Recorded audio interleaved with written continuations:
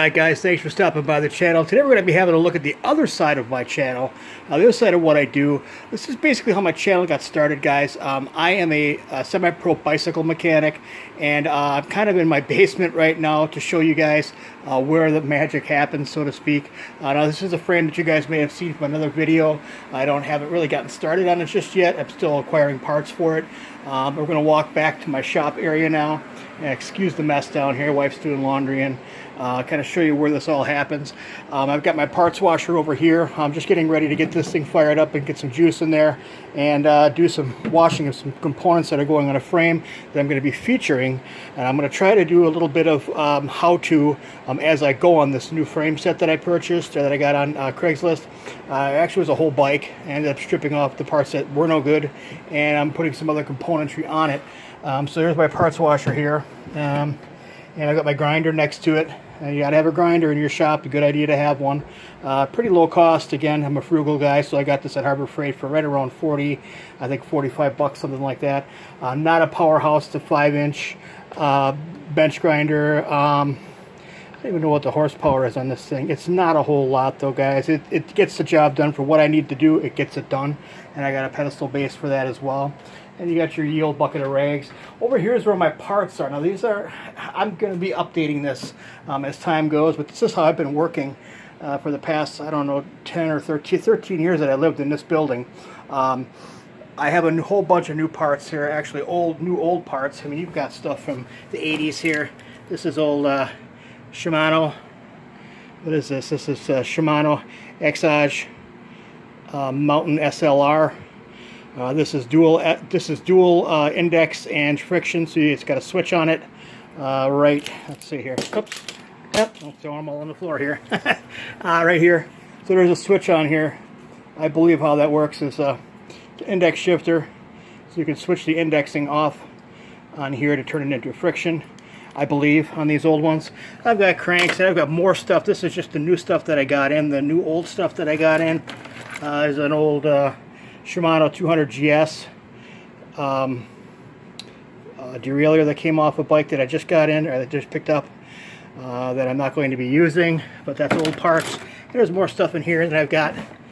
All this down here, this is all just derailleur shifters, derailleurs, nothing in any kind of semblance or order.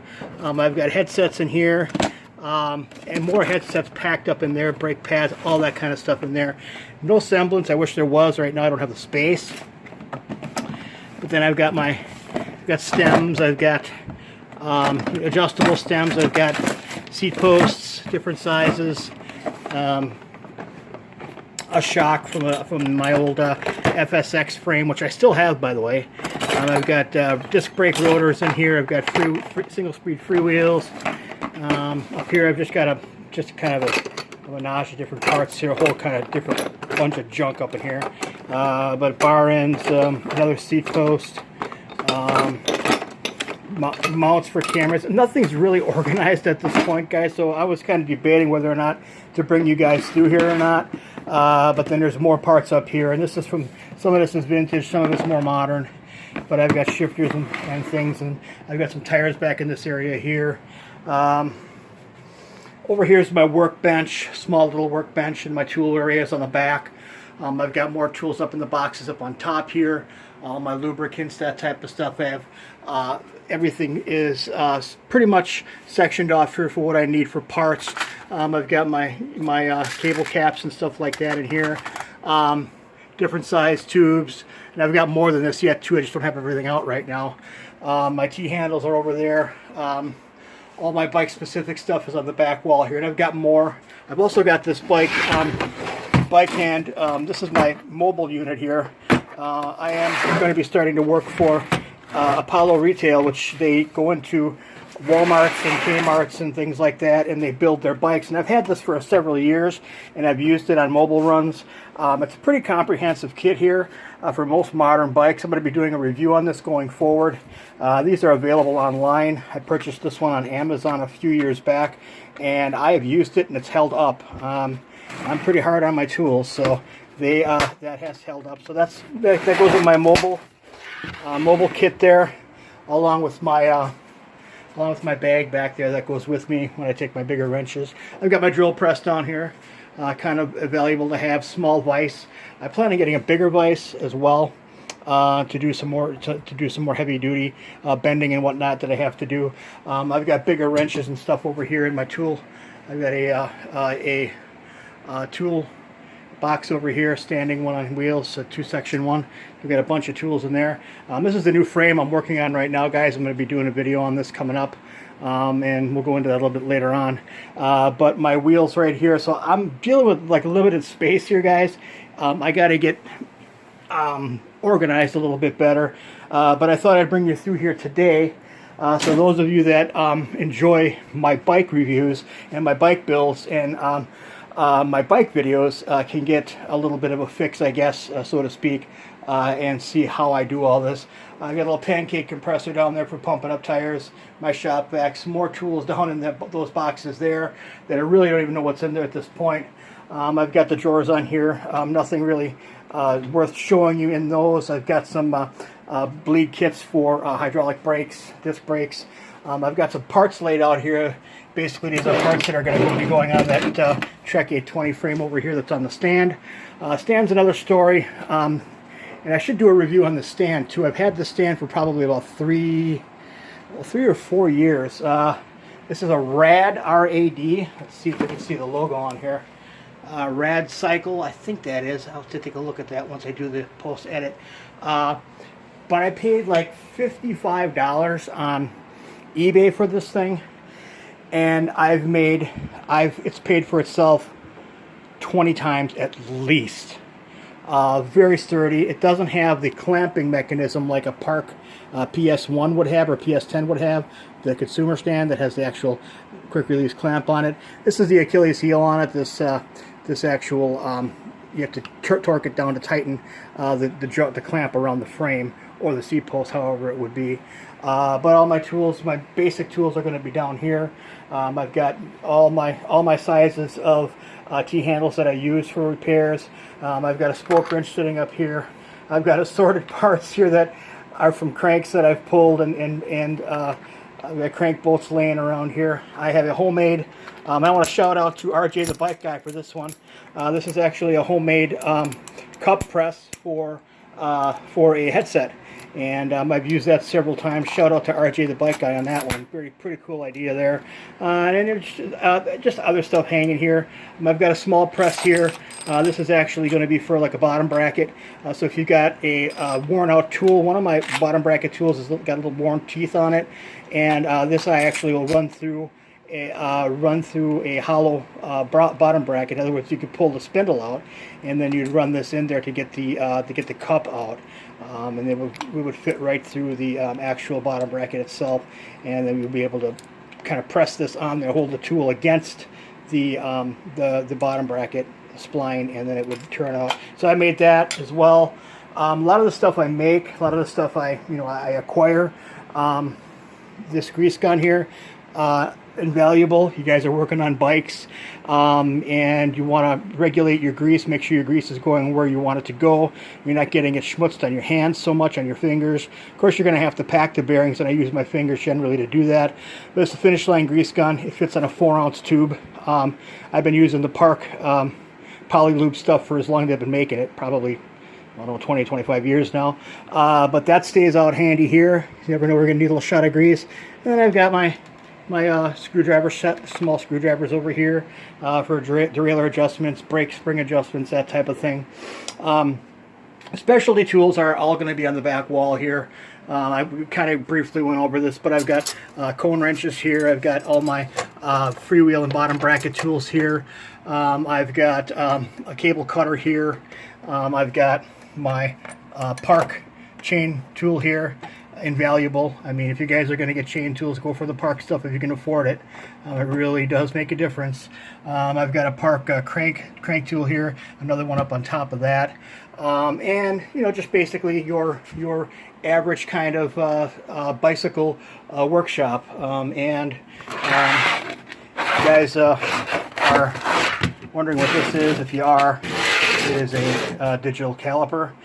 Good for measuring bottom brackets, that type of thing, making measurements on bikes for spindles, for axles, that type of thing. So I keep that handy as well. Flashlights. So this is how I do what I do, and I enjoy this a lot. This is kind of a hobby as well as drones and RC vehicles, that type of thing. And I've been focusing a little bit more on the RC vehicle side of my hobbies to show that off and to kind of get that rolling as well. But you guys are going to be seeing more bikes coming up, more bike builds. I'm going to try to get some how-tos in here. I'm working right now on getting some better camera equipment. The stuff that I'm using right now is, it's frugal, yeah, but it's not good. So I've been trying to get some better equipment in here. I'm going to try going forward to afford to get some better equipment and give you guys better video content, more how-tos, more of that type of thing going on. But I wanted to show you guys the bike guys that I got on my channel right now that I haven't forgotten about you. I'm going to be doing more bike videos coming up. You're going to see this old Trek 820 right here, this Antelope 820 turn from its present state right now. I'm pulling the headset off of here, re-greasing that, doing that on camera, showing you how to grease the headset, showing you how to readjust it, all that type of stuff. So you're going to see this old Antelope frame go from this to, I'm going to turn this into a town bike. So pretty exciting stuff coming for bike guys that like to see this type of thing, see the transformation of an old junk frame that I picked up. Old junk bike.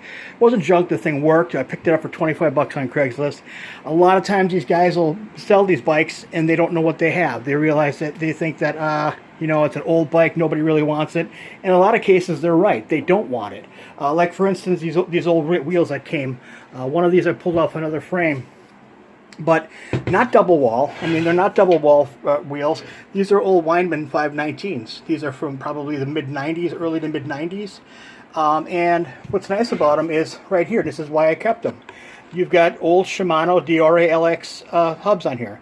Now, these aren't the big parallax ones, these are the smaller ones, but very good bearings, very good bearing surfaces. These still roll nice.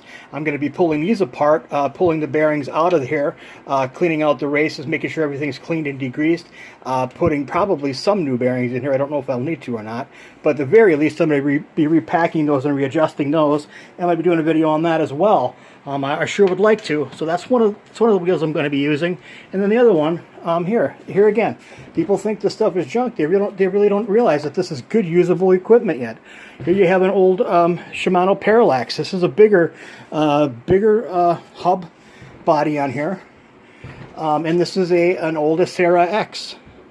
So this is an old Acera Shimano hub, again on the Weinman 519. Single wall rim, but sturdy as all get out. The spokes are all in good condition. They're a little bit stained from age, that type of thing, but very usable. So these are the things you have to look at when you guys are out there. If any of you guys are out there or want to decide, or you're going to decide to go out there and look for stuff like this and rebuild it and remake it and make it useful again, I think that's the biggest reward for me, is to get something like this, or something like, I have another Trek frame over here. I've got two more. I'll show you right here. So I've got the Trek 820 Antelope that I'm working on now. The old 820 right here with the Tangy frame. I don't know if you guys can see that or not, probably not, but it's a Tangy chromoly frame. This one is going to sit for a while because that's going to be a drop bar multi-surface bike, kind of like, almost like a multi-track Trek. And this old Nishiki is probably going to end up in the dustbin. But I've got this old Trek 800 frame sitting here waiting for parts. Things that I find. Now, this isn't the highest quality frame. It's an all steel frame, but it's a good quality frame. And my wife's bike is back here. And on here. And I should have this actually out. I'm going to put this back in my shop again. You guys might remember this one. I'll pull it out here to show you again. You guys may remember this one from the old video, from about a year or two ago. It was about a year ago. And I'll get it out in the light here. Sorry about the camera work, guys. I'm using my cell phone for this video. But you guys may remember this. Hold on for the shaky camera here. There it is. So that's the old Gravity FSX frame that's still sitting. Now that's waiting for parts as well. I've got to get a new fork for it because I used the fork on another Gary Fisher bike that's actually on my channel right now. And that bike has been sold. So this is going to need a fork. It's going to need some wheels. That type of stuff. But this is another project going forward that I'll be working on. I love this stuff, guys. This really makes me happy to be able to repurpose things, and it makes me kind of almost proud that I can build a bike from a bare frame and make it work, in a lot of cases better than how it came off the showroom floor. And one such case was the Gravity FSX. When I had this thing, it was basically, I had wheels, I had a frame, I had missing parts on it, and I actually built this thing up from nothing and built it into a really, really trail-worthy bike. Now, obviously, it's not that way right now, but it can be that way again, and I do plan on getting it back into that state again. So that's pretty much it for this video, guys. For all my bike fans out there that like to see the bike videos, I thought I'd give you a quick tour of my little workshop in the basement here. I'd like to thank you all for subscribing. Thank all my new subscribers on the drone side of things here. If you guys like the video, please give it a thumbs up. Hit that subscribe button. Don't forget to hit that bell so you get all my new content coming through. And God bless the Republic, guys. Thanks a lot. Have a great one.